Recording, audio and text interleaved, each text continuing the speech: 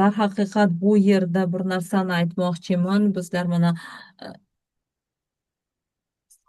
Ostona shahrining bir qismidan kelib chiqqan holda bizlar yangi loyihani qanday qilib bizlar vizuallashtirsak mumkinligini beta mahsulotlarimizda ko'rsatsak bo'ladi.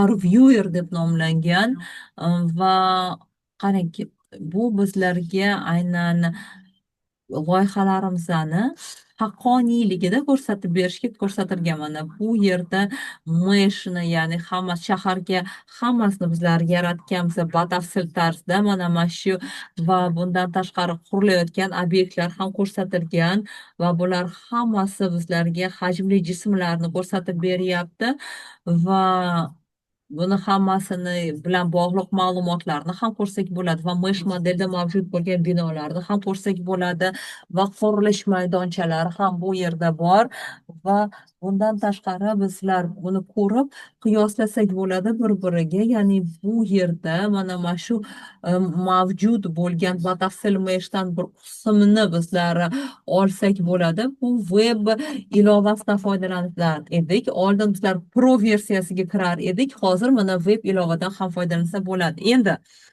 buni oldik Enterprise versiyasida. Buni hammasini, ya'ni o'zimizni maxsus 3D modellarni yuklab olsak bo'ladi.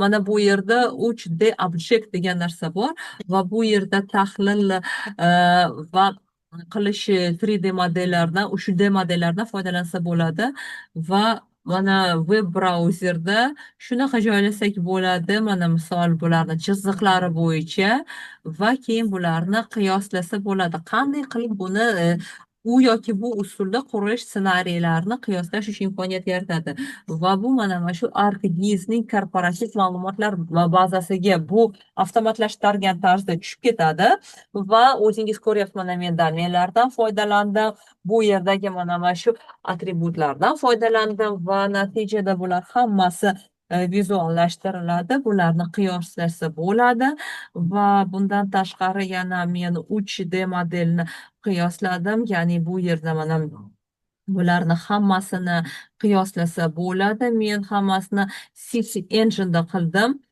va bularni avtomatlashtirish uchun bu ko'rsatilgan. Keyin esa bizlar hammasini mana bizlardan qizil texnologiyalarda, ya'ni bu hammasi aynan mana shu kompyuter o'yinlar texnologiyasida qilingan. Bu aynan stol o'yinlari texnologiyasiga talangan. Bizlar mana hozir ArcGISda mavjud bo'lgan IP yordamida bu yaratilgan va bizlar buni nafaqatgina mana shu desktop versiyasida, balki sizlarda mana shu virtual reallik ko'zoynaklaringiz bo'lsa, ularda ham bundan foydalansa bo'ladi. Ya'ni loyihani har tomonlama ko'rib chiqsangiz bo'ladi bu yerda va mazkur tizim ko'rib turganingizdek hatto mana ob-havo sharoitlarini ham ko'rsatib berishi mumkin bo'ladi.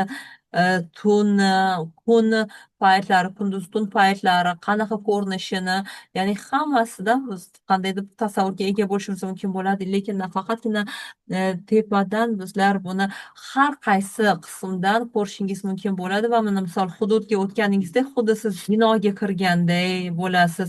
Qandaydir bir narsani o'rganmoqchi, ko'rmoqchi bo'lsangiz, hammasi bu yerda muhayyo, ya'ni xuddi siz ayni paytda, ayni vaqtda shu joyda turganingizdek va aynan shu ob-havo yoki shu kunning shu vaqtida bo'lib turganingizda va bundan tashqari siz ham men ham ko'zoynakda taqib tursak, virtual reallik ko'zoynaklarini o'zaro bizlar muloqot qilsak ham bo'ladi, xuddi o'sha joyda turgandek va bu albatta qandaydir reallik hissini bizlarga baxsh etadi. Rahmat.